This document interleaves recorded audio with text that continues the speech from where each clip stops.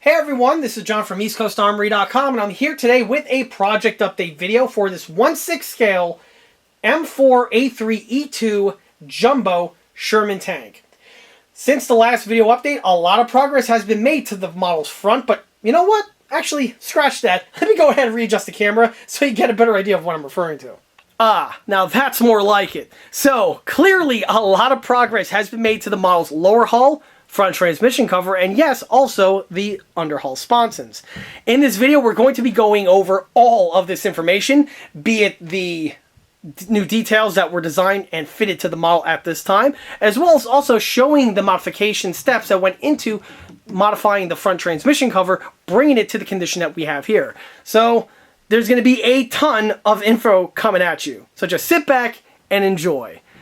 Without further ado, let's go ahead and kick this video off. So picking up exactly where we left off in the other video, the hand sanding that was required has now been taken care of. The final areas have been polished down and the surfaces are now very, very smooth. With the camera off the tripod, you get a better idea of what I'm referring to. Specifically back here, this here has all been polished down, as have the back section. Again, no tools were, I should say no power tools were used for this, just some sandpaper and a little bit of elbow grease was required to get it to the condition that we see here. With the sandpaper that was utilized, it made really short work of the procedure, and I had everything taken care of in about 20 minutes or so. As you can see, there is quite a lot of powder from the sanding process. Of course, that will be addressed momentarily. The sanding was also done to the various locations, namely on the top portion over here. And there were a few small little divots here and there that were plugged up thoroughly as well. From here, I can now take the model outdoors and we could continue with the last of the final revisions for the hull itself. And, well, before I do that, let me just focus on the sponsons. Like I stated before, the sponsons on this model over here are going to need to be slightly reworked. Hopefully this comes out on camera, but you can see that there is a slight divot and bow in the center portion here of the sponson. And on the opposite side, you will see the same thing. This is one of those type of things where it's not really that important to take care of, and basically 95% of people out there who counter something like this, they just go with it, and the build turns out just fine. However, for my build here, I am going to be a little bit more thorough, so I'm going to address this. And since I have the opportunity to do so at this time, this is the perfect time to do it. This is one of those procedures that after the build progresses from this point, you're not going to really be able to do this type of revision, so it's best taken care of at this early stage.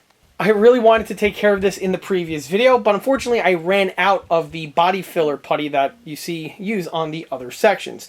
So I went ahead and went on Amazon to pick up and refresh my stock. Fortunately, it turns out that the Evercoat putty is not available, or at least it's not found on Amazon anymore, and since I have Prime, I kind of want to buy myself off Amazon. But regardless, I was able to find another counterpart that basically is the same stuff, and I have it right here. It's, for all intents and purposes, it appears to be the exact same compound, only this one here is branded from USC, which is actually the exact same company that I use for my red putty, as you can see right here. So I have no doubts that this material should be more than suffice for the task at hand, but, let's see how that pans out. Regardless, this guy here is going outdoors, so let me go ahead and reset the camera equipment and begin with the actual revision process. So with the model back outdoors, the first thing I did off camera was wash out all of the powder, for the reason I mentioned in the previous video. No point getting that on camera. But here we go. Let's start with the cast of characters. Some of them should be familiar. Piece of scrap cardboard here in order to mix the putty. I have two spatulas, one to actually do the stirring, the other one to do the application. And I have the new member, which is the USC icing that I mentioned before. Of course, this is a two-part mix where you have the putty itself as well as a creme hardener. So I'm going to have to open these. Oh, good. I don't have to poke a hole in that one. How about this guy here? Awesome. Ready to use out of the gate. Perfect. All right. So I am going to put gloves on because I really don't want this stuff on my hands. And we can start with the application. Got a nice smooth consistency, which is great. Let's see why they call it icing. it's anything like the other stuff, this thing is very, very rapidly setting, so you're on the clock once it's stirred. Oh wow, I like that. I think the other stuff was the exact same consistency when new, but remember that pouch I had was, you know, sitting outdoors for, you know, 4 years or so. So, yeah, the elements will probably do after a while. Having said that, it was good quality stuff. I use it on a few things in the past. All right, there we go. That stuff is still really nice.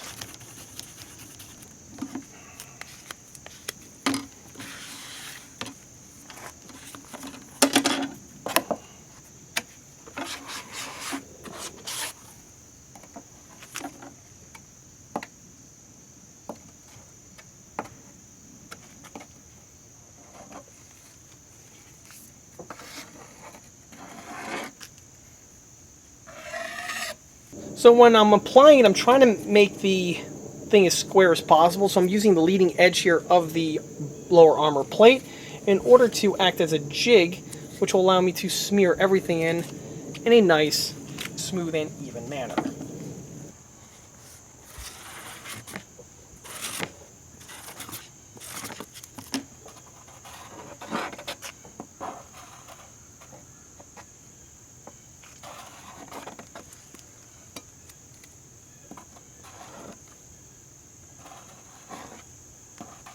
That first layer is already setting. It's actually already set. I can feel it on the bottom of the spatula as I smear the next layer on top, which is excellent. That's what you want. Faster stuff sets, the faster I can sand.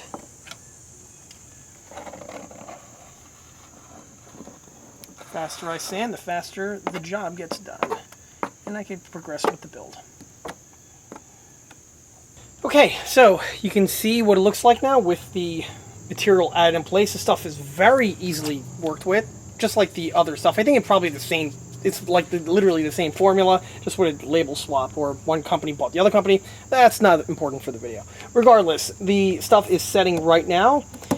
In about 5 minutes or so, I should be able to start with the sanding, but I'm going to go ahead, flip the model over, and just take care of the other spots, and utilizing the same tricks and techniques that I just showed now.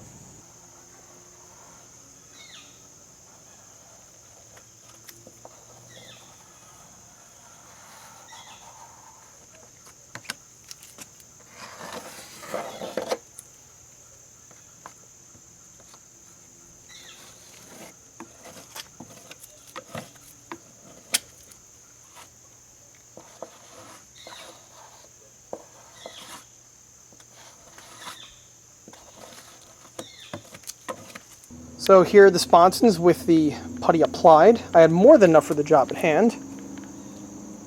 Right now I'm just waiting for the stuff to set further so that I could go ahead and begin with the sanding procedure. That's going to be done with the palm sanders, much along the lines I showed in the last video. Just one thing that's a little bit funny was while I was mixing it, I got some spludge and splatter on the top portion here of the plate, so that means that's going to have to be resanded as well, but it's just in a few little areas. The palm sander should make short work of that. So after a few moments of sanding with the palm sander with 100 grit sandpaper, I was able to get the outcome that you see here.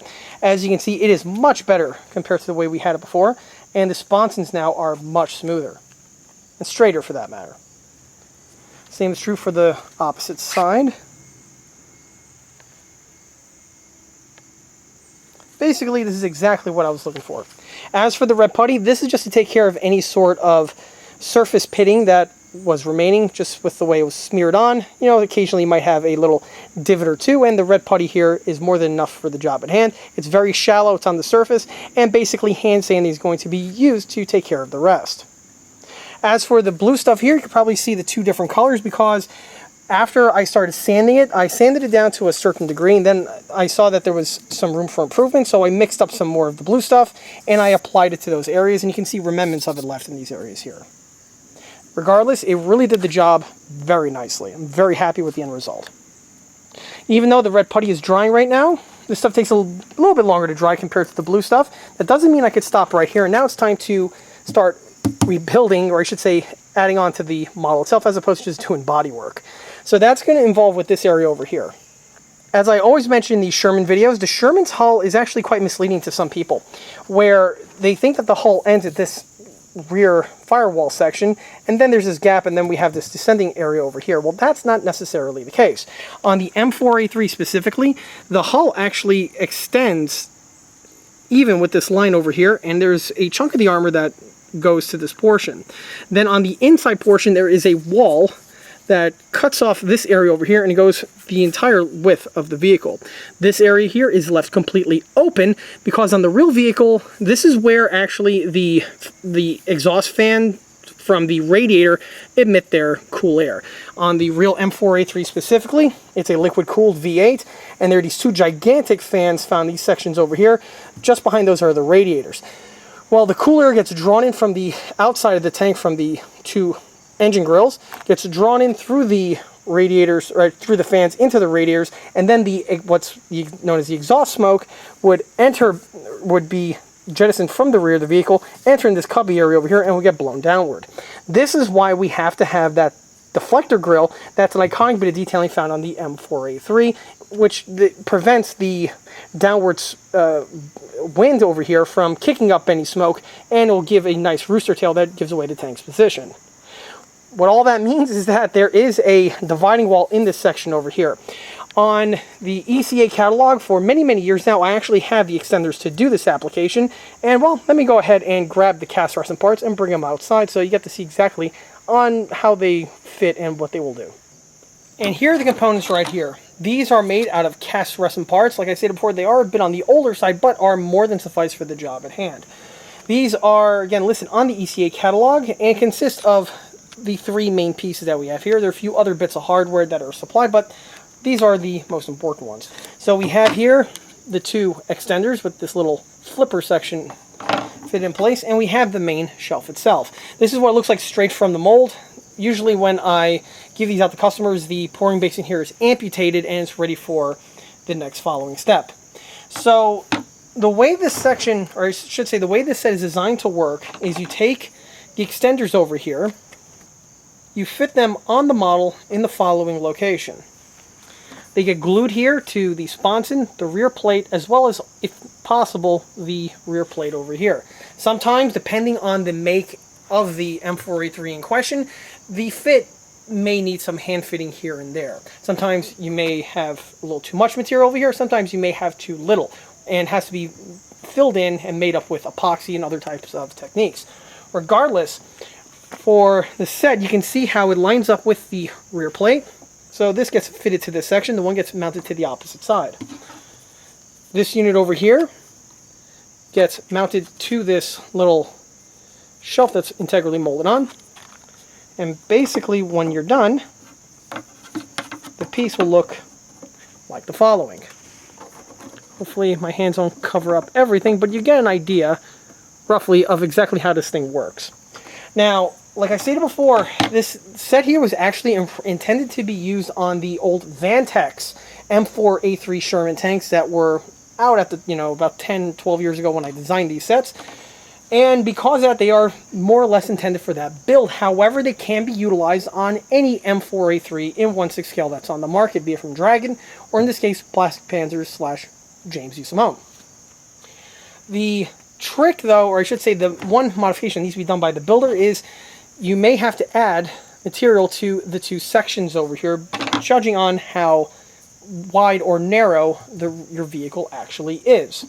So on this one here, I believe I'm going to have to add, I'm going to have to add about a ½ inch of material on either side.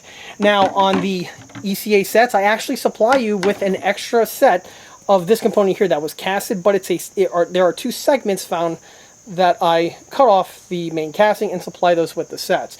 Those are intended for you to glue to the shelf over here, and so that you can hand fit the part to the appropriate size. Once the unit is fitted in place, it'll definitely improve the model's accuracy and make it much more prototypical to what would be acceptable for an M4A3. And here we have the ECA hull extenders fitted in place. These are just held on place with super glue as well as some epoxy to give it extra strength. As the unit gets assembled, it will actually become stronger just due to the way the box frame nature is, and also with the way the weld beads are applied. They serve both for function as well as also detailing, but I'll go into more of that later on. As for the installation, I basically just butted up against the rear wall over here. You can see I add a little smear of red putty. This is going to be polished down in order to make for a seamless look. Of course, on the real Sherman tank, this entire section would be all-encompassing, and it would not be a separate piece, so there would be absolutely no seam found in this location. As I mentioned before, the ECA pieces were not intended for use on this exact same tank, so to fit them in place there was going to be a little bit of filler that needed to have been done. And you can see the filler has now been applied to these sections over here. We have about almost a little over 1/4 of an inch on each side. And as for the material that's used as filler, this is my 2-part epoxy. It's an industrial 2-part epoxy. I'm not going to say the name because that is proprietary.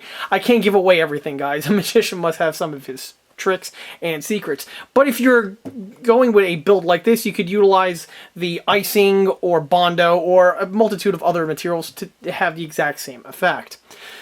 Right now, it's just been clumped in these areas over here. It's fully set and dry, and I will be addressing this later with the sander to make sure everything is nice and smooth and blended in. Moving up takes us to the rear inner area, and as I mentioned before, the unit needs to be squared off. However, the part is slightly too short for the reasons that I already referenced. Well, here we can see the measurements that have already been applied, and I'm going to be adding the extenders to, well, the extender. So to do this, you have to find the center line first. And fortunately, with the way the pieces, we have these 3 indentations that still need to be drilled out. Fasteners are going to be applied, but more on that later. This here is the dead center of this plank. So I went ahead and took some measurements, and I found exactly where the dead center is on the rear wall, and this is going to line up accordingly. From here, I was able to mark the 2 locations on where this section falls short. Now that I have that information, I casted another one of these segments. Usually I just have one segment and I just, cut it up and supply it with the sets, but, after years or so and these parts getting distributed, I kind of burned through them. So I casted a fresh one for this build here. So you can see the sections have been marked out. These are going to be cut, and they are going to be attached to the rear or the end points of the actual unit. Once the bodywork is complete and everything is seamless, I will then be able to drop this in permanently and then sculpt on the remainder of the weld beads. So after a few moments of some cutting and gluing and whatnot, here I have the plate with the extenders added. As you can see, drops directly into place absolutely perfectly. In order to glue this, I basically just add a bead of glue, and I carefully line the part up, making sure it's as flush as possible to the face portion. On the inside here, for extra strength, I glued a strip of scrap styrene that was floating around, and that bridges the gap and gives it extra rigidity. Before I go ahead and install this in place, I do have to do a few things to it. First, I am going to do a little bit of body work just to make sure everything blends in. And this is just going to be done with some sandpaper that I have right here. The sandpaper is going to first take care of the super glue smear. And once the super glue is all polished away, didn't take too long to do that. Once the super glue is polished away, I'll then hit the surfaces with the red putty.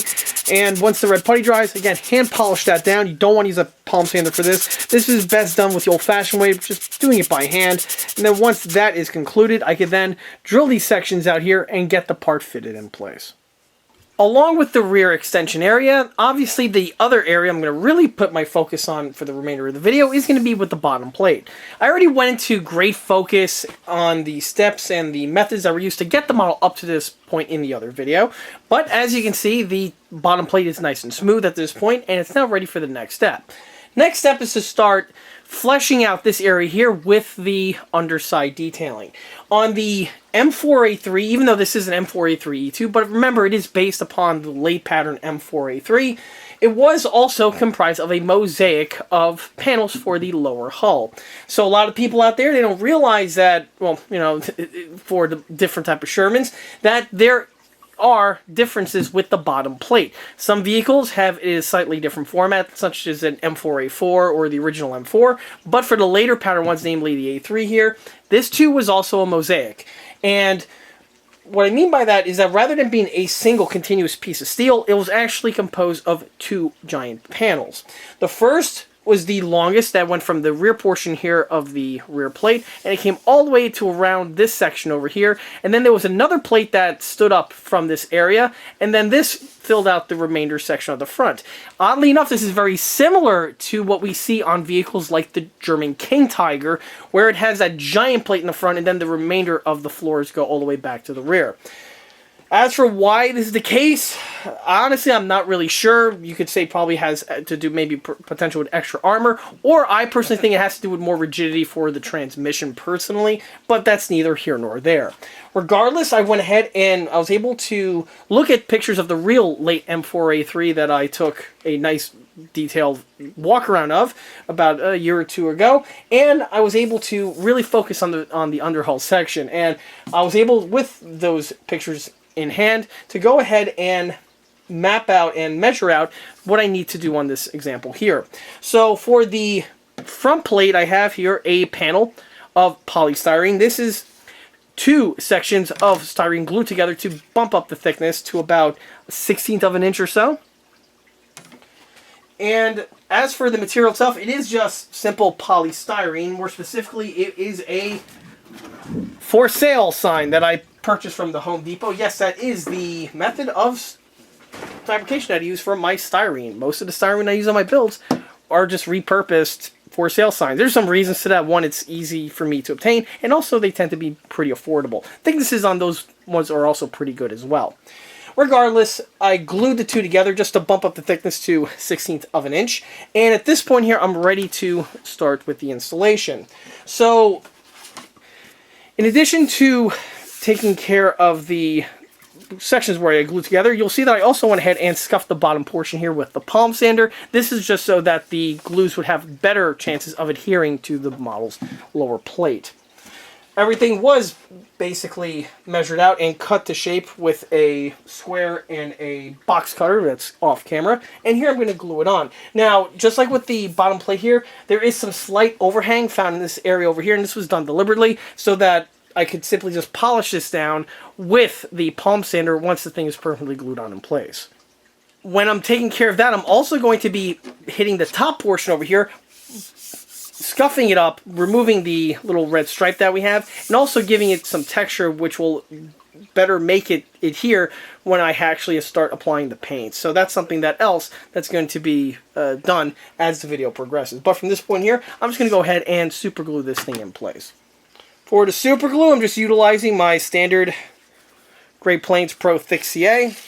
This stuff I use on basically everything from my 1/35 scale builds to my 1/6 scale armor techs. And literally everything in between. This includes 1/16s, 1/48s, even some 1/72s I do from time to time. Tanks, submarines, you name it, it's got this glue used on it. It's good stuff. Okay, so at this point here, I'm just going to line up the unit and just drop it in place where it needs to go. The way I carved everything out, I utilized the flat edge over here, so this is the cleanest portion, so I'm going to go ahead and index that appropriately. I'm also making sure that the lip is nice and flush with the front portion here where it meets the transmission cover. Don't worry, this is also going to be receiving some heavy modifications as this video goes on. But from here, I'm just going to go ahead, press it down, and just let the adhesives do what it must. Because the wooden plate here was thoroughly coated in the fiberglass resin, and also since it was thoroughly polished down with the palm sanders that I mentioned before, this surface here is more than capable of adhering things with the super glue very, very well. So from this point now, I'm just going to let it dry and continue with the remainder of the build. Hopping back to the lower rear portion of the model takes us to this area once again. So since the previous scene, I went ahead and smoothed out the inside portion here with the power file, making it a bit more of a smoother transition compared to before. And I also went ahead and started doing the body work on the rear plate here. The clumps of epoxy have been sanded away, and right now I have a top coat of red putty applied that's going to be polished away off camera. That's going to be something I'm going to be discussing later on. But regardless, this now leads us to the next step, and that's to add a final bit of detailing to this section right here of the leading edge. This again takes us to the real M4A3 that I had the opportunity to visit. On that vehicle, It has the exact same box frame like this one over here, but there's one other detailing that it has that my rendition is missing. And that is a small little section that emerges from this area over here and bends over. Basically, it looks like, well, a piece of angle iron. And in order to fabricate this little fitting, I'm going to be utilizing Plastruck angle. The angle in question is Plastruck 1/4 inch angle. You can see the item number right over there. And this certain set I picked up off of Amazon.com, but if any hobby shop is worth its salt, they should be able to carry the same product. The installation is going to be super easy. Let me just go ahead and take out one of these strips. I'll get that later. Anyway, it's going to go ahead and just be fitted into this section over here, and it's going to stand up slightly from the section of shelf. And this here will give it the appropriate look as I've seen on the real example. In case anyone's curious, I'll go ahead and throw the photo of the real unit on screen right now so you get an idea exactly of what I'm alluding to. Jumping forward a little bit, the front has had its preliminary sanding completed. I hit the top with the palm sander, so you can't see any more of those red decals that were on there left over from the for sale sign. And I also went ahead and polished the sides down so it's perfectly square with the side portions of the hull. At the moment, I have a smear of red putty there just to blend everything in. This is going to be sanded down by hand once the putty fully sets. Which brings us to the next leg of this video and build, and that is to be revising the front transmission cover. So the front transmission cover, as I stated in the first video, was modified in order to give it a little bit more extra bulk, which is required for a Sherman Jumbo. One of the attributes on the M4A3E2 was a thicker transmission housing. And although I went ahead and built the unit up, I didn't really build it up as much as I really should have. So the piece does leave some room for improvement. Fortunately, this is something that's going to be addressed with just some sculpting of some epoxy, which I'll be going over momentarily. However, before I can even get to the epoxy, I do want to add some details at this point here that needs to be flared into the casting. And the first is involving the side sections that we have right here. All Sherman tanks feature a blister found on the side portion of the transmission housing, and this is to allow fasteners in order to secure the transmission to the upper hull itself. And generally these blisters are integrally found into the casting. In order to fabricate those details, well, first you'll notice that the details are completely absent on this piece here, and this is a bit of detailing that tends to be absent on a large number of the Sherman models that are on the market, specifically most of the older generation kits. Even some of the newer generation kits do have this missing, and it's part of the reason why you don't see it on this model here. Back in the day when I designed this kit, again, I was utilizing the Tamiya one as reference. Tamiya didn't have it, ergo, neither is this one. But if anyone's a fan of my work and my channel, you'll notice that on my Sherman builds, specifically my 1/6 scale ones, I always go ahead and incorporate this bit of detailing onto my builds, and it's a great way to enhance the model and make it look more realistic.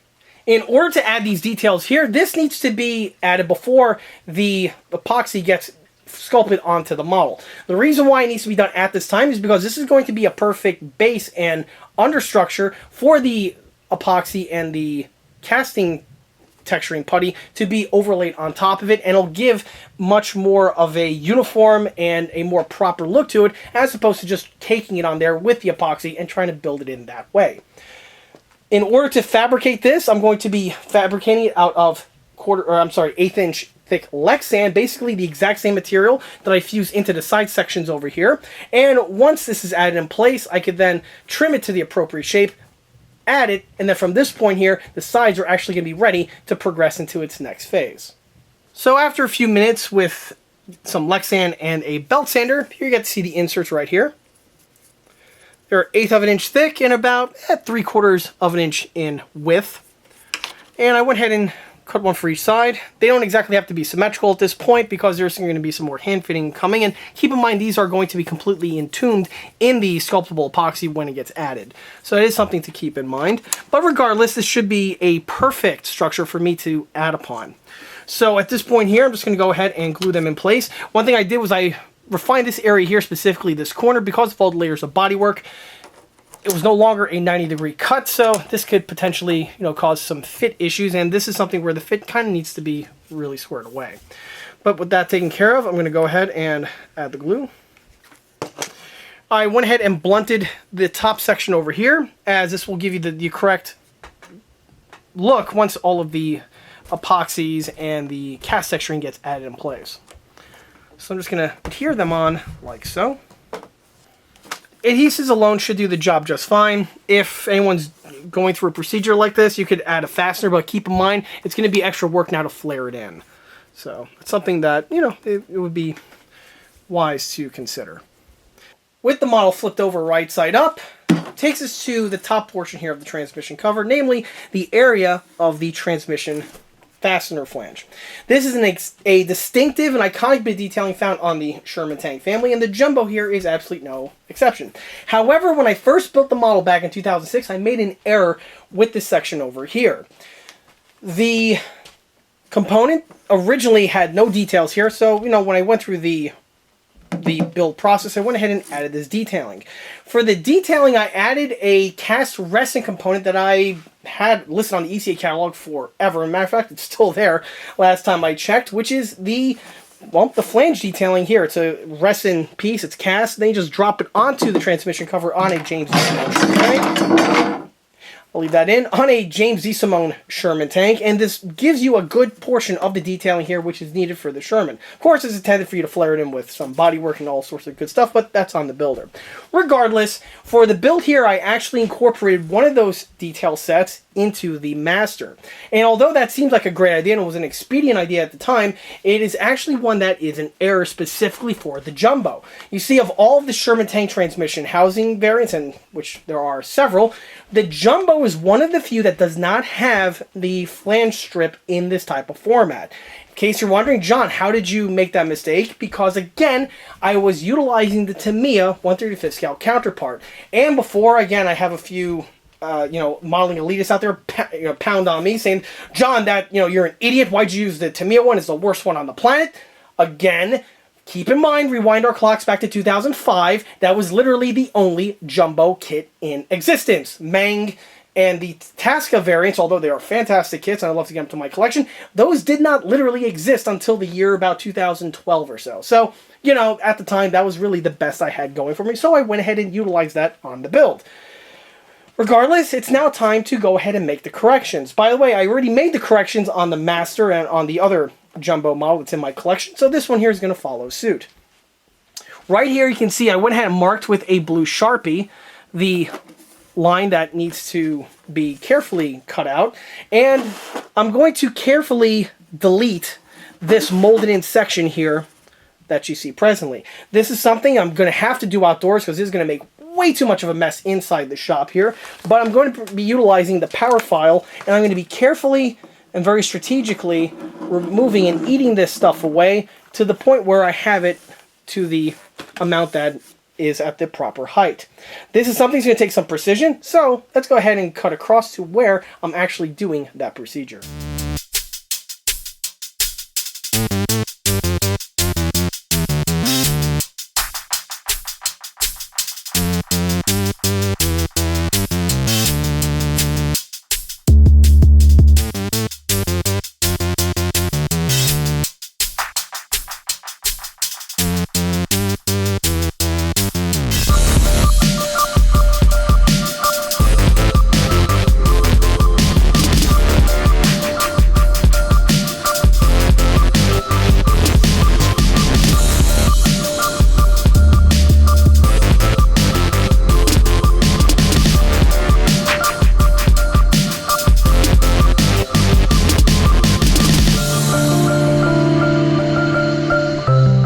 Okay, so quick change of plan. Partway through the grinding, I came to the conclusion that it would be better if I just amputate the piece completely, and then I could just make an insert that drops in, and that fulfills the detailing in a much better way than trying to contort with the fiberglass cloth infused resin that would have been present on that surface before.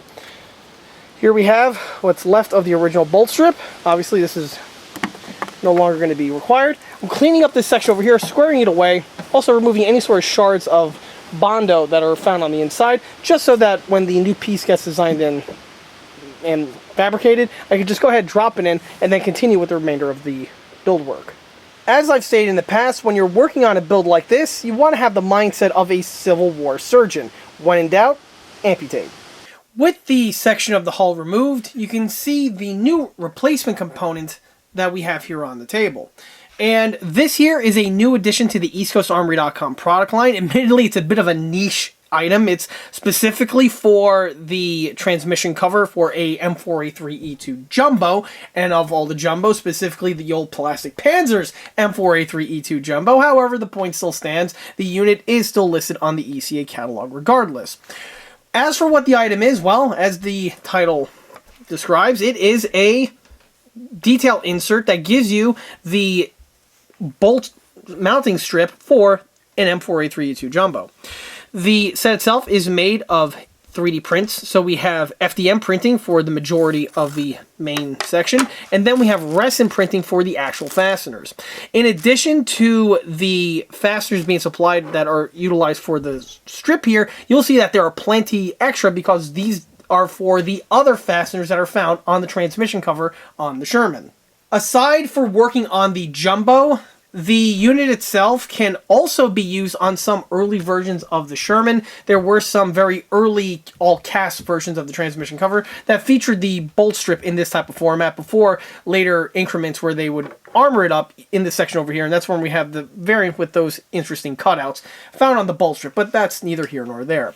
Regardless, this set here is going to be fitted to the vehicle, and, well, the way the piece is designed is, well, an insert. So basically, like we saw in the model, I had this rectangular section cut out, and now this part here can drop directly into place, and it'll allow me to fuse it all in with the bodywork. As for what that looks like, well, let me go ahead and readjust the camera to the front transmission of the model, so you get a good idea on exactly what it looks like once fitted in place. So here's the front section. As I mentioned before, the middle section was cut out as we saw earlier. However, between the two seams, I went ahead and added a strip of plastic strip in this section over here just to clean up the inside and to make it a bit more uniform in overall size and dimensions. The bottom portion over here can be left a little in the rough because keep in mind this is going to be all flared in with the bodywork, so this side here you can afford to have it be a little bit more cruder because it's just going to be completely encased in. As for the insert, as you can see, it has a pretty good fit overall. I am going to have to do some slight hand fitting in these sections over here, not surprising for this type of application. This is going to be taken care of with an needle file, and then after a few swipes here or there, I should be able to then drop this guy directly into place. With the hole refined, it's now time to get this piece fitted in place. Before I do though, I want to mention that off camera I went ahead and hit the surfaces here with some sandpaper just to smooth out the print lines that were present on the FDM printing. But with these out of the way, I can now go ahead and fit that in place. So the way the piece is intended to be installed is that you have an inner lip found on the bolt strip itself. And this was taken from studying some real examples of the Jumbos. And the way this works is that that inner lip should more or less be flush with the glacis plate, and this will allow the necessary amount of material from the strip here to protrude from the front armor plate, which again is true to form. Unlike the standard Sherman, the Jumbo featured a brand new transmission cover that was intended just for this tank, and as one would imagine, they armored the hell out of it, making it as thick as humanly possible. So this is something that's atypical on a Sherman. Once you check and make sure that the piece fits in place, it's now time to glue it in. You could technically add the glue beforehand, however, this would kind of make a mess of things, so it's best to add the glue after the piece has been fitted in place. However, I'm not going to utilize my standard glue for the top ridge because it's thick super glue. Instead, I'm actually going to use the very thin and runny stuff over here, as that's going to flow into the section it's going to fuse it in. I am going to use the thick stuff on the bottom lip, as again, this is going to be plugged up and flared in and fused with the body work when that point does come. So I'm going to go ahead and get this glued in right here. The fine stuff is perfect for this because it's just going to flow right into the locations where it needs to go, and it'll dry basically almost immediately on contact. When you're doing the alignment, you want to, check from many different angles. Make sure that the bolt strip is in a nice square manner, and also that it is the consistent thickness, or I should say it has its consistency with its mounting all throughout. In other words, it doesn't bow or dip or do anything like that that will change the dimensions when you see the thing in certain angles. And that's definitely something that's important to keep in mind. So with this glue capped, I'm going to add the thicker stuff on the bottom. This stuff is much more stronger than the thinner stuff. The thinner stuff more or less tacks it in place. I mean, it's still good to have, but the thicker stuff is far more stronger in comparison. However, this is just really the preliminary. One thing I am going to do is that once I mix the bodywork, I'm going to smear it on the back end section, which is going to encrust it into the fiberglass on the inside. And then also when I add the body filler to this section over here, it's going to then just encrust it and turn into a single piece, which will then boost up the strength of everything overall. Once the bodywork is concluded, then I could go ahead and add the fasteners. With the camera off the tripod, you get a better idea on what I'm referring to. Note how everything is consistent, all the way from one end to the other. Same is also true for the bottom. Also at this time, you can see the way the unit sticks up past the armor plate, as I was referencing before. And you can also see the gap that I was also referencing previously. The way you see this is exactly mirroring the real counterpart that I was using as reference. So one other thing to mention, aside from the mounting fasteners, is that you'll see that we have this protruding lip right over here. On the real Jumbo, that's not the case. The Jumbo is one of the few Shermans that does not have a lip like this on the transmission cover. The reason why this lip is here, if you may ask, is because this is going to be the dam that's going to line up with the bodywork when it gets fit in place. So you can see just how much the transmission cover is going to grow compared to the way we have it already. When I first did the transmission, I did bulk it up, but not nearly nearly enough that's required for a Jumbo. So we're going to go ahead and remedy that once this thing fully sets and dries. With this super glue set, it's now time to sculpt on the armor. And this is a question that I've been getting asked time and time again since I first started building these 1/6 scale tanks all the way back in the year 2000. For my sculpting, I utilize a industrial 2-part epoxy. However, as I always say in these videos, I'm never going to give out the name. That is proprietary info. A magician needs to have some of his secrets. However, I can still at least show the application. So here you can see the 2-part stuff right here. It's being mixed. I utilize my hands to mix this stuff. And to prevent the stuff from sticking to my hands, I just douse my hands in water. The stuff is mixed. It takes many, many hours to dry. And this is, by the way, the same gray magic paste that I use on my weld lines that are seen on all of my models. So once the paste is thoroughly mixed, you just gotta knead it with my hands. And then I could smear it on. Some people will use Bondo for this.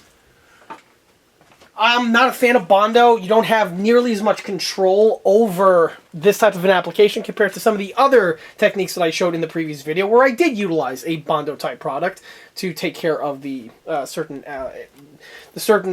needs that were found in those videos.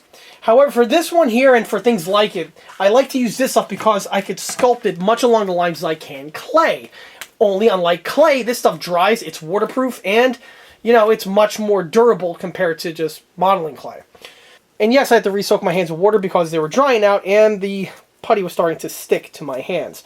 So this is actually a industrial epoxy, like I stated before. If anyone wants an alternative similar to this, Abe's Epoxy Sculpt and Milliput are the go-tos in the modeling hobby. Obviously, I don't need that product because I utilize this stuff here, but the Milliput and the Abe's, from what I've seen, is much more easily worked with compared to this stuff. The reason why I use it, because I've been using it for almost 30 years now, and, you know, it's basically, I know it very, very well. So, I'm able to utilize this on my builds without any problems. Some people out there, they'll tend to have a problem with this stuff here. It's a little bit tricky to work with, specifically for this application, because it's not really meant for this, believe it or not. So, as for the application, it's going to be done all by my hands because, you know, it's like sculpting clay. So I'm going to go ahead and peel off some of this stuff over here and apply it much along the ways as you see them apply plastic explosives in movies. So go ahead, smush that in here. As I stated before, this is a very slow cure type stuff, which is great for this application because you could, you know, you have a very, very long sculpting life on this stuff. And it doesn't hard prematurely like some of the other products out there. Like, for instance, Bondo, that stuff you're on the clock with, as I mentioned before in the other videos, that stuff dries within like 30 minutes or so. That has its pros and cons to it, like everything in life. But here we go. You can see how I can start smearing this stuff into its location, and the way I can start sculpting it. And this is literally how I do it, guys. Every one of my 1/6 scale builds, and even some of my 1/16s, you're looking at the application right here. What you don't see off camera is I have an iPad with a picture of the real Jumbo's transmission cover, and I could use that to assist with my sculpting. And this is like old school, craftsmanship right here, where you're sculpting it much along the lines as the old sculptors did back in the day.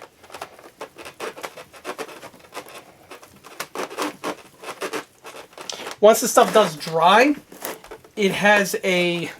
You could have a texture to it. However, I personally like to add the glazing and spot putty on top of it to simulate the cast texturing that you see on my builds. That one does a little bit of a better job compared to this stuff over here, which tends to be a little bit more smoother in its overall texture. But it's great for building up structure, as you can see. It's very thick. It has the consistency of really thick peanut butter. And, you could, again, it's really easy for me to work with. Some people out there, they might have problems with it, or they might not be comfortable with it, but, again, I've been utilizing this stuff now since the year, me personally, since the year 2000, maybe actually a little bit earlier than that, in the late 90s, when my father and I, actually my father kind of discovered it accidentally, and he was using it on RC submarines for reinforcing bulkheads. And as it turns out, it could be used for other things.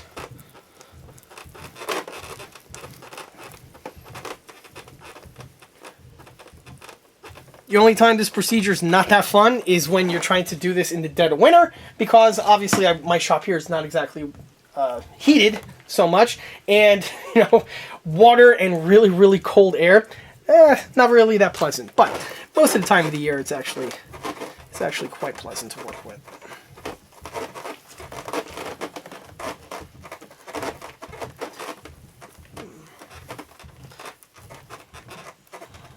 I basically just knead it into the areas that it requires it, and you can see how it's really starting to take shape.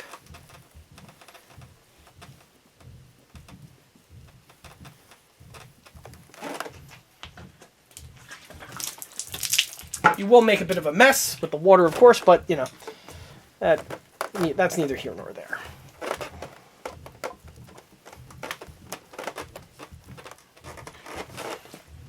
As you can see, the transmission's really starting to take shape. You see that it is a bit uneven in some areas. Go ahead and flatten that out.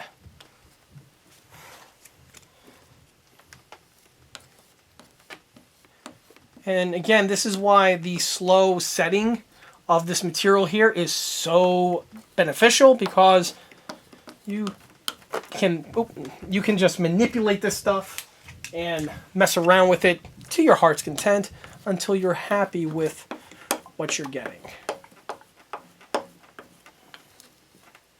Cleanup is a breeze. It is water soluble. So like for this tool over here, I just basically wash it under the sink and it's nice and clean.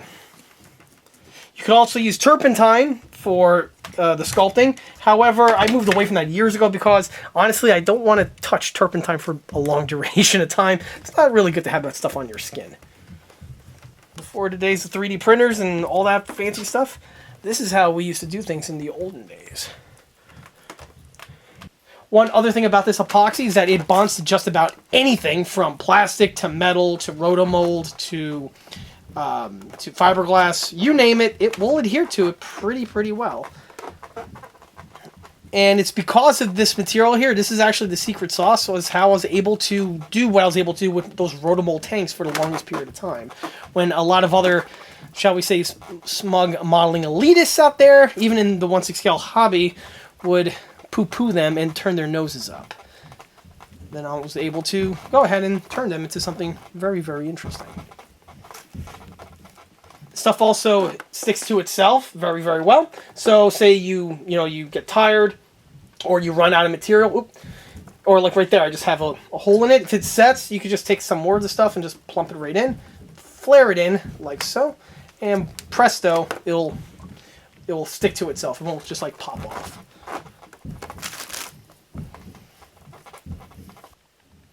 Another benefit about this material is that you could actually put it in the fridge after it's activated, and the cold temperature will slow it down to the point where it'll buy you like a night. So, a lot of times I'm working on one of these models deep into the night.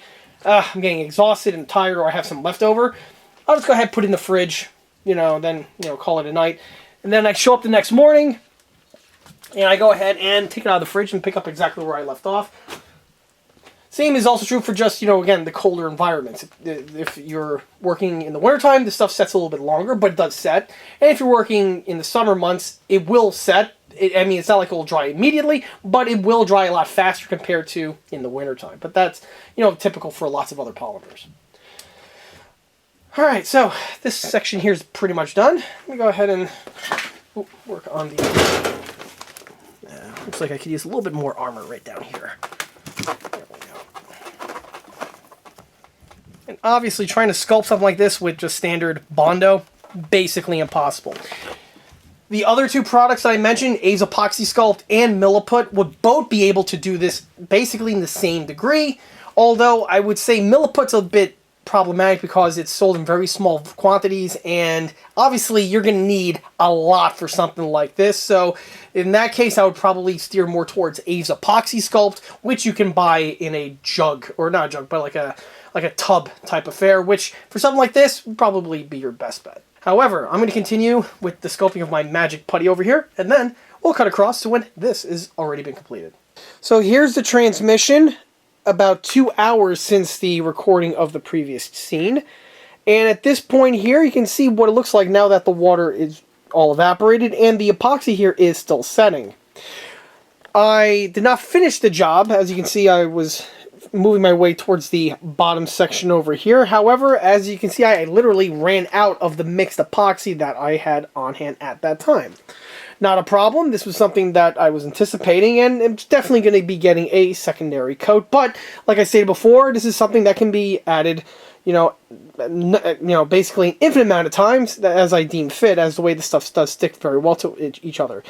The stuff here is still soft and pliable, as you can see. Like I stated before, this stuff has a shelf life of about 8 hours or so. So, if I wanted to continue sculpting, I definitely can. However, I'm not at this point. I'm just going to let this stuff fully set, and then I could go ahead and hit this thing with a second coat once this material is fully dry. The next coat is going to focus on the bottom plate over here, squaring it off. As you can see, it's not quite square yet.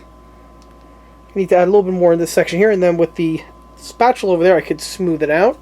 And then I'm also going to carry over and fully intune here the sides, blending everything together, and it'll look much more like the real unit once that's already taken care of. As for the top side here, of course the model is upside down, but as you can see, it is really, really taking its shape very, very nicely. And there'll definitely be more information about that as the video progresses. But as you can see, this here is exactly what I was looking for. So let's go ahead to cut across to, I believe, a day from now, where I'm applying the secondary coat to those areas I just mentioned. So here we are the next day, and you can see that the transmission sculpting was a complete success. The material set, it's hard as a rock, and at this point here, you get a good idea on what the base understructure is going to look like before it gets its cast texturing, as well as a few other fittings that still need to be added.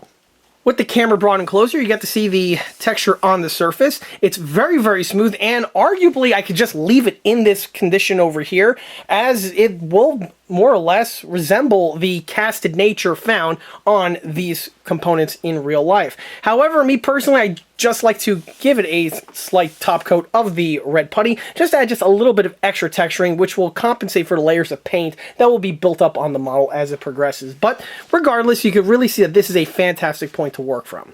With the camera down lower, you get to see the bulged area down here, and this is a hefty, chunky, thick with 2 C's transmission cover, which is exactly what you want for the Jumbo.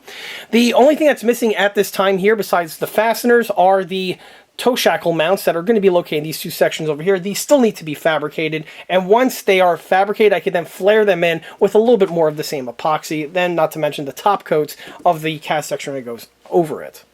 On the side sections, you get to see what the piece looks like now continued. And one thing that I did have to do was add a slight bit of material on the bottom portion as opposed to the top, because with the way the mold is, it seems like the hull has a slight V to it. Not much, but just a slight one. And why this is relevant is because when it comes time to mount on the final drives, as well as the sprockets, I have to compensate for that, or else the sprockets are going to be slightly off-center.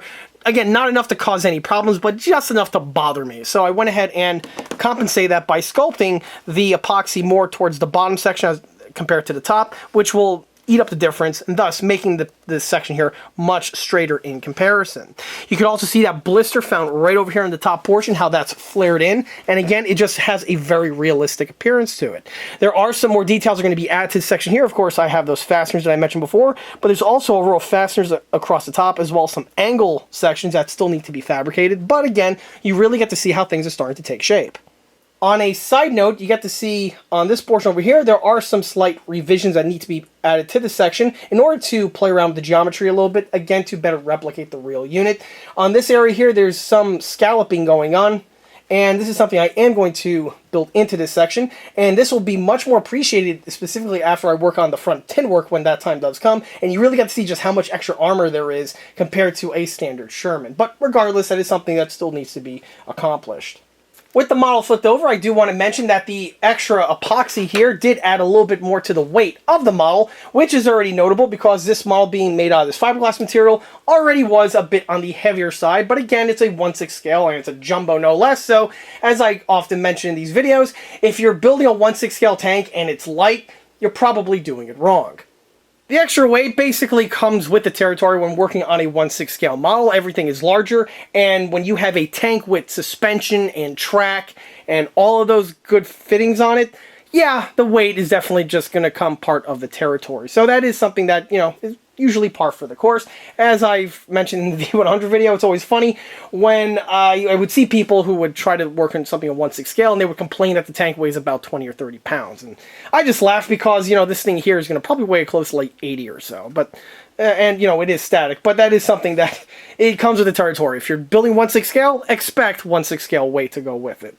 Anyway, back to the model that we have here. So you can see what it looks like with the model flipped over, and you can see the continuation of the sculpting. On this section over here, I do have to clean it up quite a bit. I have a bit of residue left over from the sculpting process. This is just mops up very quickly with a razor blade. I just go up and down the surfaces, or even with a alcohol-soaked cloth. And, you know, it's just some easy residue to pick up. Same is also true here for the sponsons.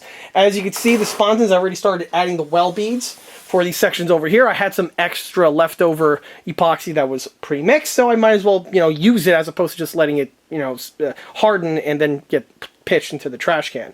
If I need it, I might as well, again, use it. So on the bottom over here, I do have some more cleaning up to do. There is a seam line in this section, as many of us know. On the Sherman, the transmission just plugs directly into the hull section, and then we have those row of fasteners that secure it in place. And because of that, you will have a seam found in this section that is going to be added momentarily. Also, one other thing that is generally forgotten about on these Shermans is on the transmission cover itself. Most people know about the toe points that are found right here on either side, but there are also several other details that I like to build in my models that are again found on the real ones. One of which being drainage plugs that are found on the bottom portions here of each of these blisters. On the real vehicle, this of course is your transmission, and you have fluid in here, and at times you need to drain it out. How to do that? Simple. There are 2 axis caps on these sections over here. You undo them, and it's like changing the oil on your car, basically. Take them out, and you could drain out the fluid. There's also 2 other things that I've found on the real Sherman that I was, again, using as research, even though that's not a jumbo, pretty confident would be on this one too. On this area here, there are these 2 blisters integrally molded on. I have no idea what they are for. It doesn't seem like there's an axis cap in them or anything. It was just this weird feature built into the casting that you know, just puzzled me. Regardless, I'm going to add it to this casting over here. That is going to be done again with a little bit more epoxy. I'm going to mix up a little batch. I don't have that much left, so I should have enough to do the job. And I can go ahead and sculpt it into the two appropriate locations. With the first leg of the sculpting work completed on the transmission cover, I went ahead and tooled up the following components that you see here. In the past, these components were things that I would have to scratch build anyway for the bottom of these Shermans, and I would do it in a multitude of different formats, basically the old-fashioned way, rolling up your sleeves, cutting pieces of plastic, and drilling and forming, all that good stuff. However, with the newer technology that I have access to today, I went ahead and decided to go ahead and forego that and replace that with components made out of 3D print. And what you see here are a pre-production sample of the M4A3 lower hull detail set. This is something I am going to be listing on the ECA catalog. However, I'm still on the fence on whether or not I need to add some features to it or change some materials. So there's quite a bit of detail still need to be worked out. Part of the reason why I'm actually building this tank over here is not one to build a beautiful example of a jumbo, that's first, but also this tank is also going to be a dry run in order to tool up some of the missing components or redesign some of the older parts, get them ready for the next one of my next Sherman builds, which is going to be an ArmorTech M4A3E2. And on that kit, the lower hull section is absent all of these detail fittings, so as you can see, I'm basically getting, you know, ready for that type of build to tackle it on. So what we have here are the pieces that I went ahead and tooled up. So starting with this panel over here, this is the lower rear engine hatch. On the bottom portion of the M4A3, there's this large access plate right here, and it's secured to the bottom hull with a row of fasteners. The plate itself is interesting because not only does it have the fasteners, but there is a drainage plug right here on the corner. Drainage plugs are over there. I'll be touching upon those in a moment. But as you can see, it has the inset here, so you just take the drainage plug and drop it on, and you're good to go. These components here are made out of FDM print. As you can see, there are some print lines on that. This is something I am going to polish away. And this is something I'm on the fence about on the production units, if I'll keep them FDM or if I'll switch over to the nylon. Obviously, this will affect costs, and so there's some things to weigh in on that. But regardless, this is basically what I had in mind. For the piece being FDM, however, it's not bad, and this is something that could easily be polished away, and for a flat plate like this is something that's definitely doable. The next fitting to talk about are the rigidity strips. On the bottom of these Shermans, regardless of the Sherman type, there are these braces that go from one end of the hull to the other, and it stiffens up the hull, giving it more structure support. On earlier Shermans, the shape were half-rounded sections. Some were riveted, some were welded, depending on the version we're talking about. However, on the M4A3, specifically the late production M4A3 like we have here, they were this design here where it was actually a piece of triangular angle stock, and this was welded to the lower section of the hull. And on the piece here, this mimics the part as well as I possibly can. Again, luckily I had some excellent resources of the real late production M4A3 that I've photographed and filmed, so obviously that was going to be instrumental with designing these parts here. It's part of the reason why I crawled under that tank to begin with. Regardless, you get to see those details present. On the piece, first we have the geometry, and it is a hollow piece on the real unit. Now obviously I did not make the entire thing hollow because this gives it extra support, and it allows the glues and adhesives to get into these sections with much more efficiency. And on top of that, for the production one, specifically if we're talking about the ones on the ArmorTech, I may want to drill and tap these sections over here so that we could fasten it to the bottom of the tank, because with that model being radio controlled, you tend to want to have extra support besides adhesives. Back to the unit that we have here, you can also see it has the integral weld beads printed on. And you'll notice that they are in little spot sections, and this is again as per the real unit. They were just like, you know, segmented like this on the actual counterpart. On the rigidity braces, there are actually two sets. You have this one over here, which is the continuous one, and then there's another one on the rear portion of the hull, and this one here is actually cut into two little segments. This is because it needs to straddle the rear engine hatch like we have right here and here. So obviously they cannot have a continuous, but regardless, here we can see what the smaller segments look like, and they feature the exact same fittings and features that are found on the longer one, be it the faux hollow area. So when you're looking at it, it looks like the piece is hollow, which is as per the real unit, and the middle section is solid to again give it more strength and also to allow it to better be adhered to the model. This section over here is a bolt strip, and as I mentioned before earlier in the video, there's one on the top section. However, there is also one on the bottom. This is something that's going to be actually fused into the transmission cover when I go with the second batch of bodywork, but regardless, here's what the piece looks like before that happens. It basically is almost identical to the one on the top, and, you know, it's going to serve the same function. This one here is a pre-production sample. I did have to make a slight change to this. This one's slightly shorter for some reason than it needs to be. This one is fine for this build. I am going to be building up the missing sections, or the shorter sections, with some styrene, and then once all the bodywork is done, it's going to blend right in. Regardless, though, this is definitely going to do the job just fine, and I already made the modifications to this, so the production units will have this corrected. The next bit of detailing is an iconic bit of detailing found on the Sherman, and that is the escape hatch. Bomb these tanks have an escape hatch on them for reasons that should be fairly obvious. If the thing gets hit, you know, or if you need to bail out for one reason or another, you can do so from underneath the tank. And this component here is a new addition to the ECA product line. I actually, for many years, actually made the escape hatch detailing with the full interior. It was made out of cast resin, and I designed that years ago when I built my first M10 tank destroyer, and it was on the catalog ever since.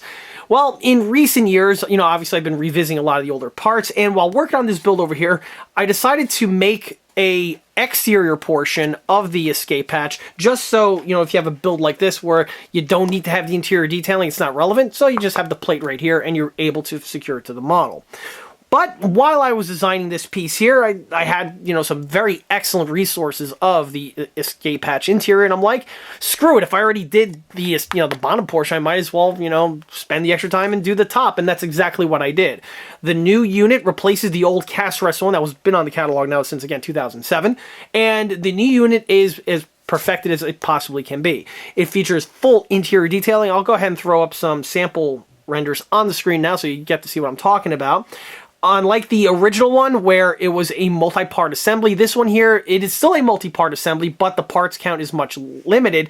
And one of the benefits and the reason why it's a multi-part assembly is that, unlike the first one where it was designed to be static, this one here can actually work. The locking lugs are functional, and that's why they are a separate printing. The piece is all-encompassing. It gives you everything you need, and there's also a little length of wire to give you the detailing for the little lift handles, which you see the mounts integrally printed on. It has all of the welds, it has all the cast detailing. Everything that's present on the real examples I was using as reference were found on the new ECA counterpart. The new one is going to be a bit more costly compared to the older resin one, but, you know, that's just the way the economy is these days. But the piece is improved in every which way, which is, again, if you're doing a Sherman or an M10 or a Jackson with a full interior, that's going to be the set that you should really look at. If you're doing a standard exterior version of the model like this one over here, this one here is going to be better suited for your needs. Again, both are posted on the ECA catalog. So this brings us to the next fittings, which are the ones we have here. These are little wells, and as you can see, well, what are they for? Well, on the real vehicle, there are some drainage plugs that are found on the bottom, and some of them have these recessed Allen fastener type fittings, and in order to accomplish that, you need to have those sunk into the model. Well, with this over here, this gives you a drop-in solution for that type of issue, where you basically put the Allen wrench fastener into here. This gets sunk into the, or you should say you drill a hole into the model that's the same size as this hole, and this piece just gets glued in place. You do a little body work on the top, and presto, you now have the detailing that would be present on the real one. And on the note of drainage plugs, that brings us to these cool units that we have here. These here are basically what we refer to on a boat as a seacock, and it's literally just a drainage plug. To design these components here, again, I had excellent resources, the ones that I photographed, and sitting on my back in the grass, taking pictures of these definitely was worth it. So here you get to see what the pieces look like. And on the real Sherman tank, there are in this format where we have this boss ring over here, and this is welded to the tank. You can see the weld beads integrally printed on, so no sculpting is required. And then in the center portion over here, we have this little unit, and this would actually descend down when the unit needs to be used. What's interesting to point out is that there's this little slot, and then there's a small hole directly in the center, and this, again, is per the real unit, so it's found on the unit here. Because these are resin print, these are going to be very detailed and are going to be perfect for your builds. On the Dragon kit, they do supply you with these components. They're integrally molded on the bottom, but they are a bit on the softer end, and this is really what they would look like. So if you're working on the Dragon set, I would recommend picking up this set over here, specifically if you want to be, you know, all-encompassing and thorough with the build. Regardless, these pieces here are available. Now, on the engine hatch, like I stated before, there is a small little provision in this section over here, and that is for this bad boy, and he just gets glued in place like you see as follows. You just add a little drop of glue, and you index it right over here. Boom, and now you have the complete detailing for the lower hull M4A3 hatch.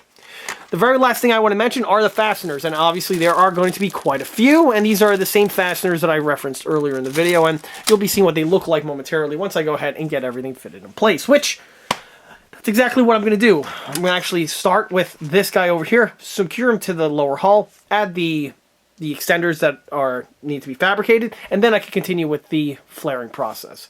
Let's go ahead and cut across to that. So here's the strip glued in place. I went ahead and fabricated the extenders that I mentioned before. These were fabricated out of some styrene strip. They were cut to shape, glued to the locations, and currently they're waiting for their red putty to set so I could polish everything down so it blends in nice and smooth. However, that doesn't stop me from continuing the remainder of the sculpt work, as this area over here, it's completely irrelevant for the bodywork on the reverse side. So the piece itself has a shelf, much along the lines as the one on the opposite side, and for the exact same reason. The epoxy is going to be sculpted in this area over here, and it's going to flare everything in. Now, in case you're wondering, yes, it's actually going to make the bottom a little bit more pronounced. However, that's appropriate, as it would be like that on the real vehicle, not just for the Jumbo, but also for standard Sherman tanks. On all Sherman, specifically ones with the three-piece, or I should say the single-piece transmission cover, the fasteners, or I should say the whole cover itself, sits above the remainder hull sections of the vehicle, and so you would have the fasteners on a little shelf below the armor section. On the real vehicle, the way this is done is that the casting actually has the slot milled into it, allowing for you then to have the sunken fasteners that you will see once the piece continues. A lot of model kits out there that build the Sherman, they make this mistake where the transmission cover is either flush or it's just slightly above the surface, when in actuality it would be a little bit more pronounced compared to the way you see it here. But regardless, with the way this kit is designed, this extra material over here being added is definitely going to improve it and just make it all that much more fleshed out and more appropriate.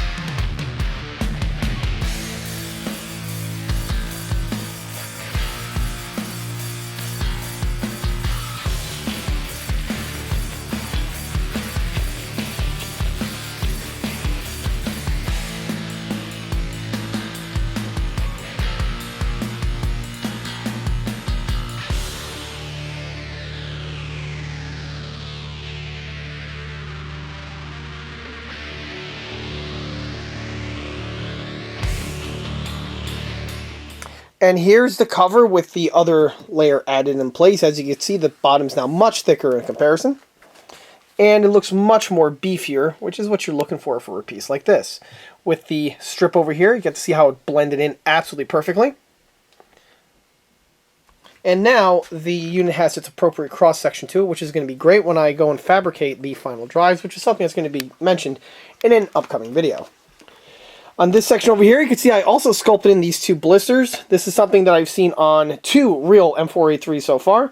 And as for what they are, no idea, but they are definitely found on this example here and will blend in excellent once it gets its final casting texturing. There are two little fasteners that are going to be added to these two locations over here. These are drainage plugs to drain out the transmission, but more information on that is to come. Before I go ahead and do anything else, though, I need to make some slight revisions to these two areas here of the bottom blisters. As you can see, I need to reshape them slightly as they are a bit too thick for what they need to be, and this is something I'm going to go ahead and take care of with the power file right here. Because it is solid epoxy, it should just grind down very easily. Of course, I'm definitely going to wear a mask for that. But it's not nearly as powderous as, fiberglass. Things looking really, really good. So before I continue any further, let's go ahead and adjust these two areas over here. Once these areas are removed, then I will have much more clearance and I can fabricate the toe eyes that are found on the casting and on the front sections.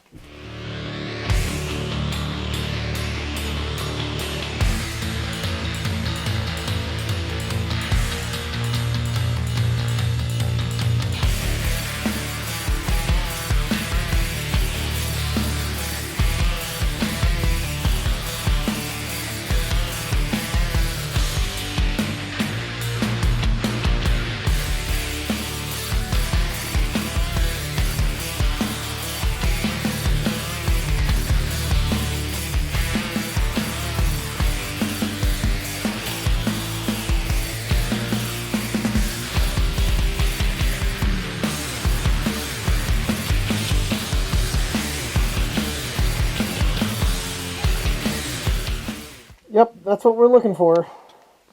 Much more mimicking the real one. Okay, so I'm going to do the same thing to this guy over here.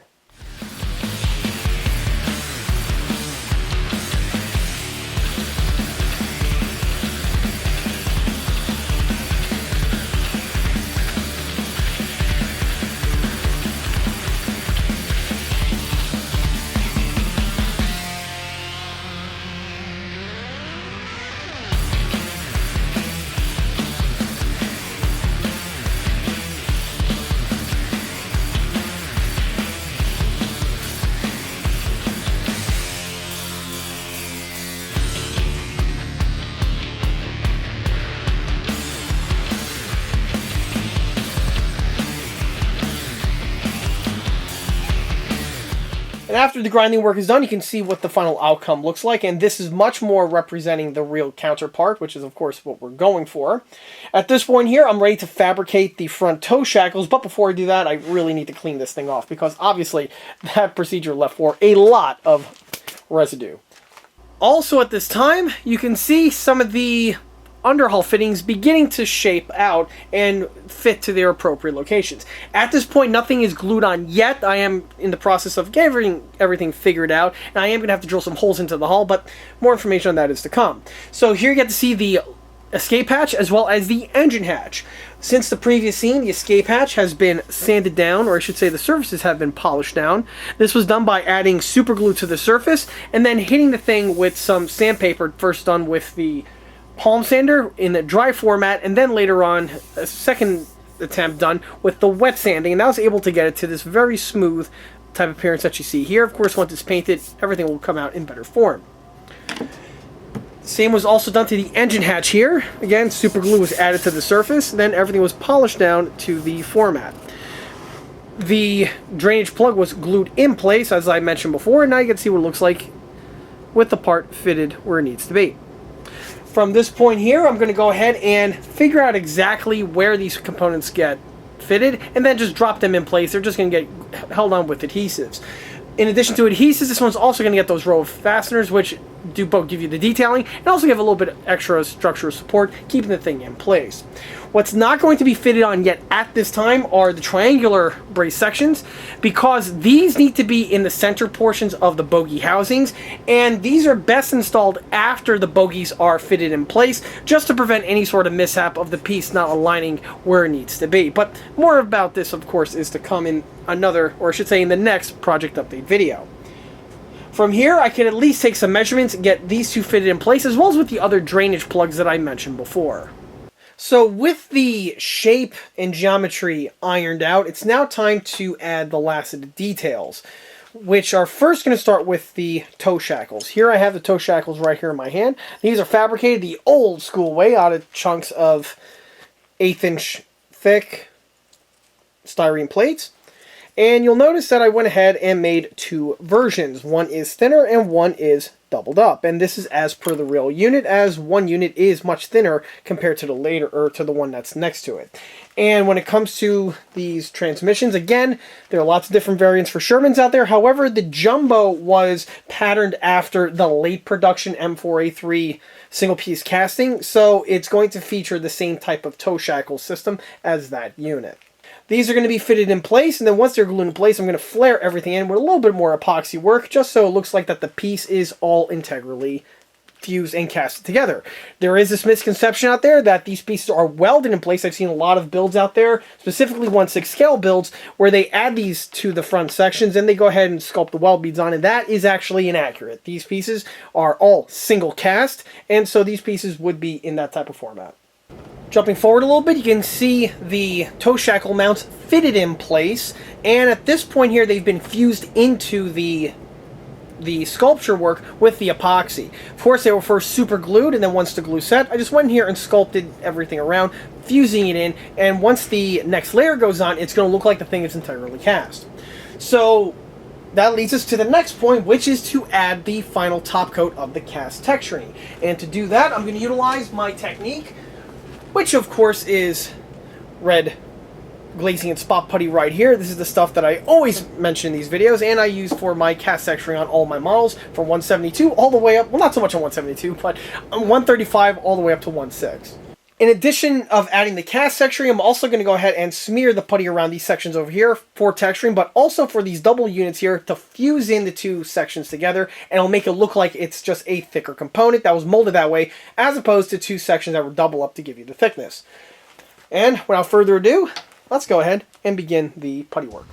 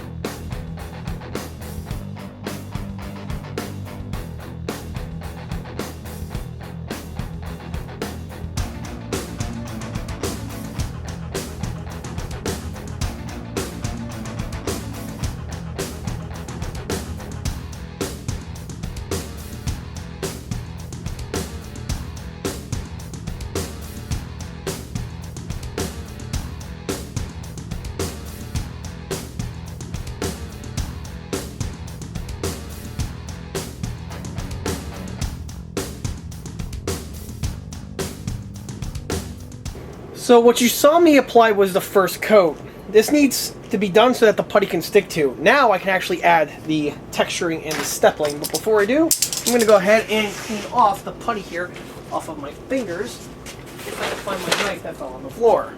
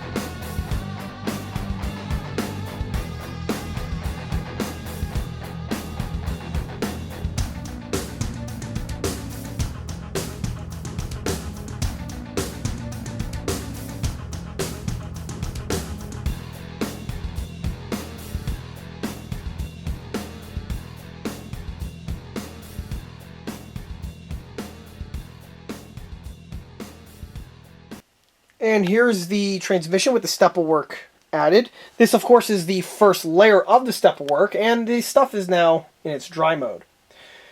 Once the material is fully set, I could go ahead, hit some areas that are especially rough with the sandpaper just to blend them in and mitigate the texturing just a little bit, which will better make it resemble an American casting as opposed to something from the Soviet Union. If this was Russian, I would actually be adding more cast texturing to it because, whoa, those castings were really, really rough. And believe it or not, so were the Germans. The German castings were not really that great.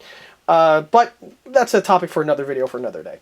Regardless, here you can see what the transmission cover looks like with the texturing in place, and as you can see, it's really starting to come alive and pick up a personality of its own, which is exactly what you want when you're doing a build like this. And as an interesting turn of events, something magically turned up on my doorstep today by the postal worker, and something that I wasn't expecting for at least another week. And this is something that I was actually going to reference and go in more depth in the next video. So with the piece now in hand, I might as well go ahead and squeeze it into this one. What we see here is a new addition to the ECA catalog, and it's a component that I've been wanting to produce now for a very, very, very, very, very, very long period of time. The reason why it took me so long to get to this component, or I should say add it to the catalog, is because of the nature of this piece. This is something that would have been very difficult to do in cast resin, and would have been almost impossible to do in the following format. And I always felt that if I was going to make this component, it needs to be in this format here, where, well, we'll go into that in a second. What we're looking at here is a new 3D printed component from the added to the ECA Sherman catalog, and this here is the 1/6 scale M4A3 Little Joe auxiliary generator tailpipe.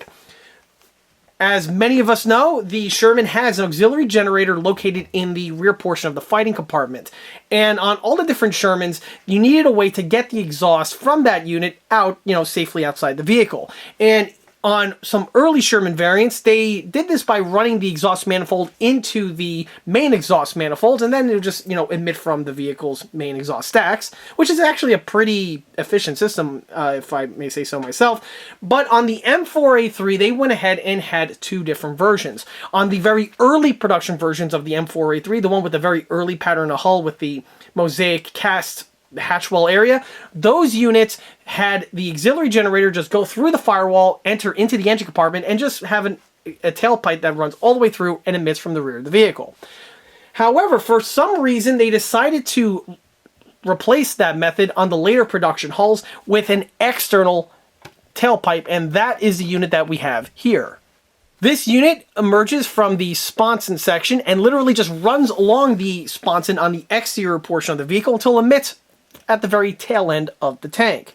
This is a bit of detailing that is basically absent on the vast majority of Sherman kits on the market, with only very recently we see this in smaller scale, specifically 135, on some newer super kits. Some kits from Dragon did it, as well as I believe the Ryfield one did, or it should have, specifically the Mang. They better have it. If not, you're going to have to scratch build one. But regardless, this bit of detailing is absent on the 1/6 scale Dragon kit, as well as all the other 1/6 scale Sherman tank kits on the market that are representing it in M4A3.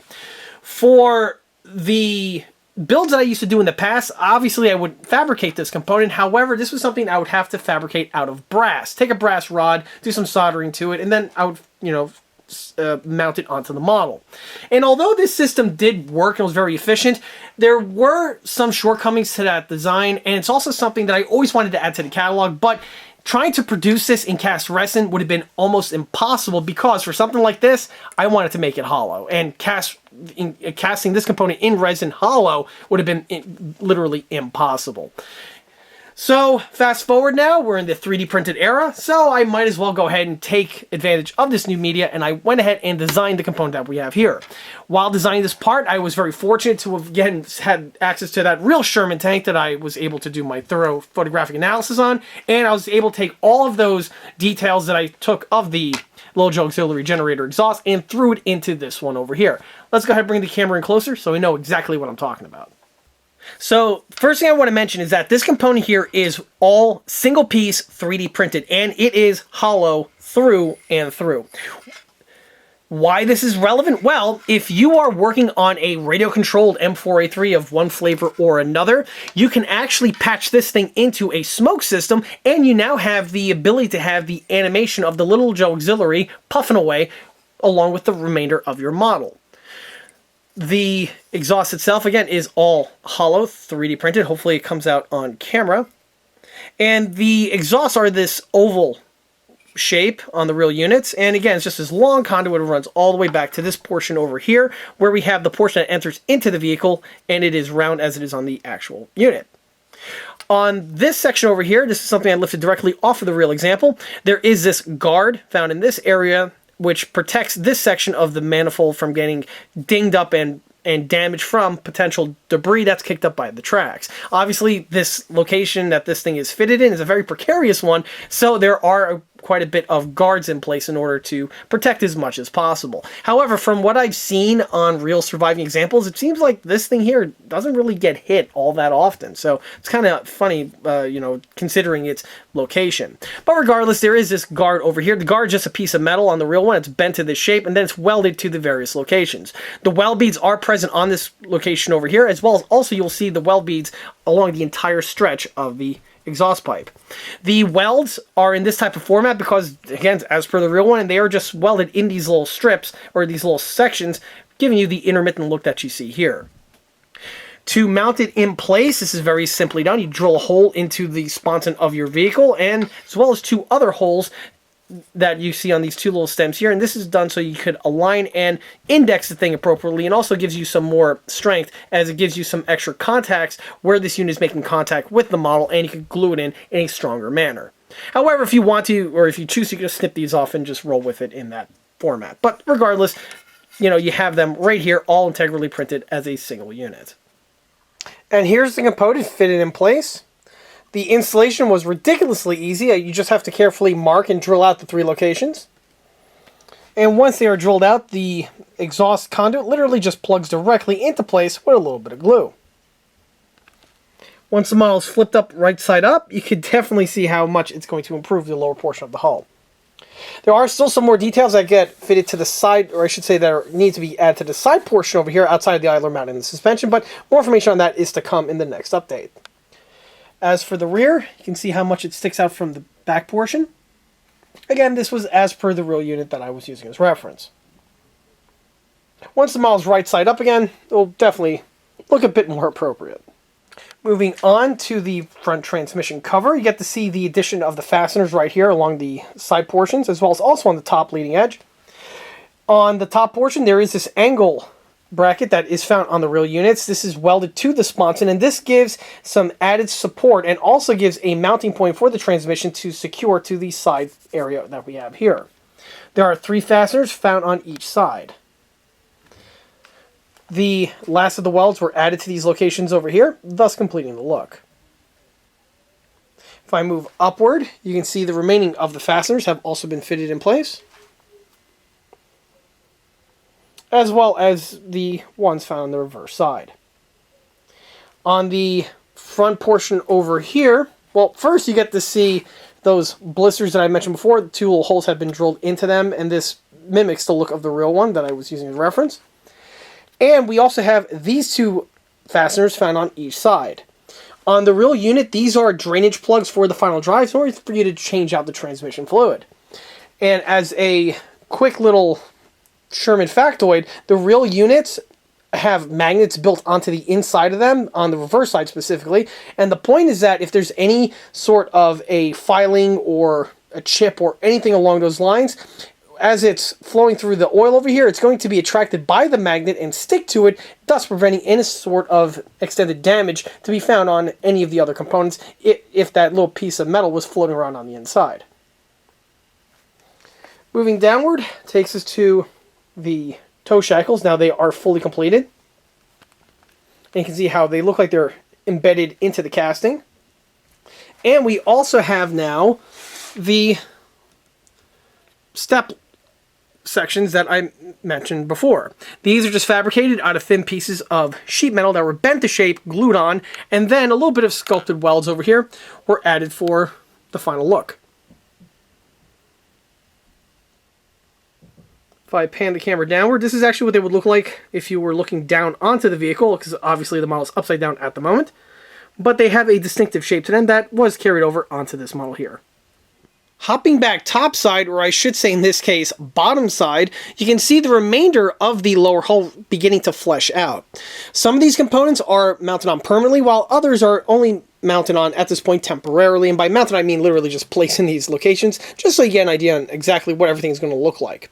The reason why these fittings here are not yet glued on at this point is because I need to have the suspension marked up and the locations figured out and finalized before these components get fitted in place. With the way these Shermans are, these components here are dead center in between the two suspension pieces, and if something is wrong and my calculations are off, it's going to be something that's going to stick out and actually hurt the look of the model. So I'm going to pump my brakes on that and handle that in the next video update, or probably next 2 video updates.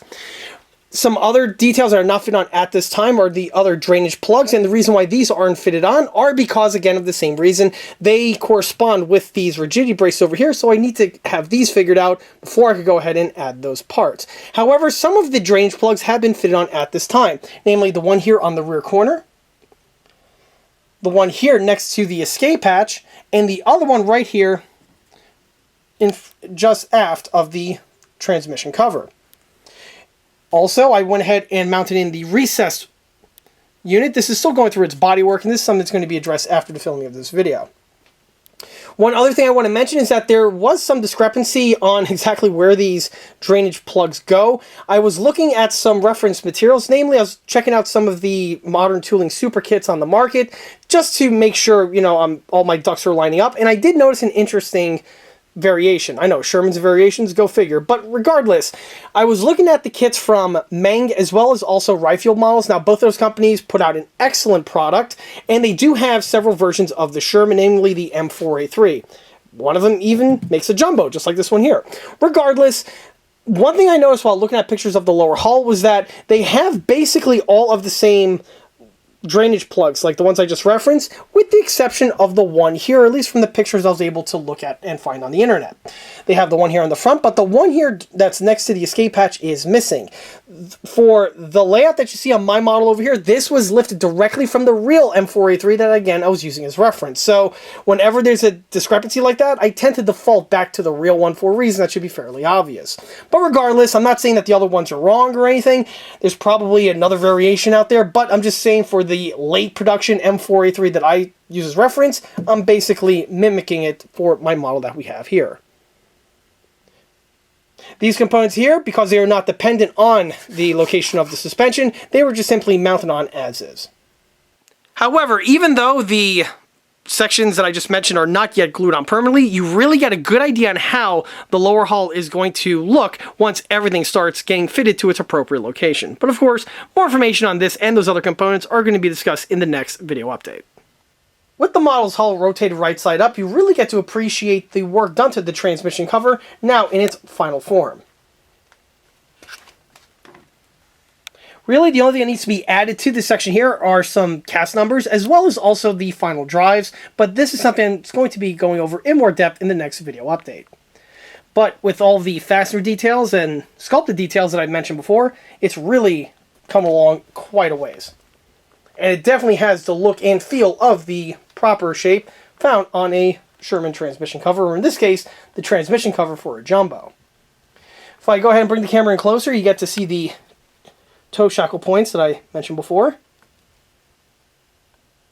as well as also the foot sections that are used to help climb on top of the vehicle.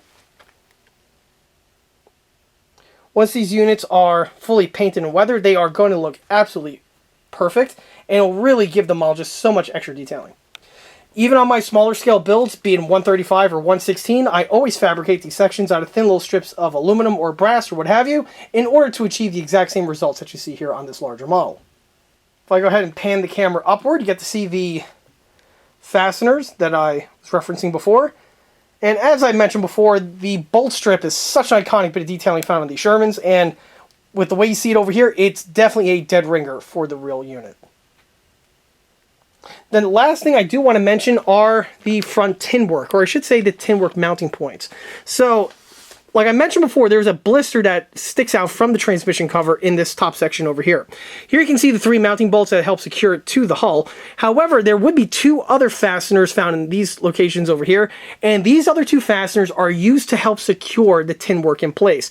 Now, this is something that is basically missed on every single tank kit on the market. Can't really talk about the ones from Ryfuel or Meng, but all the other tank kits, be it from Dragon or Tamiya or what have you, tend to miss this. Well, on the real Sherman, there is a plate that is going to emerge from this section here of the sponson that is going to have 3 holes in it.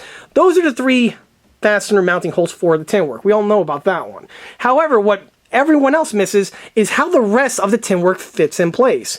Well, on this blister over here, there would be 2 more holes. And the way the tin work is designed, a section of that sidewall actually protrudes into this area over here, and it's held in place by those 2 fasteners. In addition to being held in place by those fasteners, one of the bolts I've seen on the real vehicles on the final drive is also used to sandwich the tin work in place, thus really securing that thing and preventing it from flopping around when the vehicle is in operation. Of course, on this section over here, this gap is bridged with those support straps that you generally see on my builds as well as many of the other builds out there, but the inner section over here, fittings are almost always missing. Hell, even on some smaller scale builds, the strips here are missing, which is why I generally have to scratch build them on on a vast number of my builds, I should say. Regardless, more information about this is to come as the series goes on when I finally get to the tin work, so stay tuned for that. With the hull rotated now, you get to see the addition of the Little Joe auxiliary generator exhaust that I was referencing before. And you can see how it emerges from the rear portion here of the tank's hull. It just unceremoniously just sticks out like the way you see it here. Now, what needs to be added are 2 things. One, there will be a guard fabricated in this section over here that will protect, or on the real one, protects this conduit from any sort of dirt and debris that's kicked up by the rear idler wheel. More information on that, of course, is to come. But the other thing I want to reference is the tin work mount that gets fabricated right over here, and there's another one here on the reverse side. This is something that I always reference in these videos, but it's basically a piece of angle strip that comes out and has some perforations in it. And if you look on these Shermans, it always ends slightly short of the side hull here. And this is done to both sides, even though on this side here, there is no exhaust present. And the reason why it stops short is, well, again, because of the exhaust. So you will see exactly what that looks like in an upcoming video, but basically, to get an idea, it comes across this way over here and short, and then you still have this exhaust manifold here poking out. As you can see, the work that was done to the front area here as well as to the lower hull are modifications and alterations that really enhance this model and carry it from the stock kit original configuration.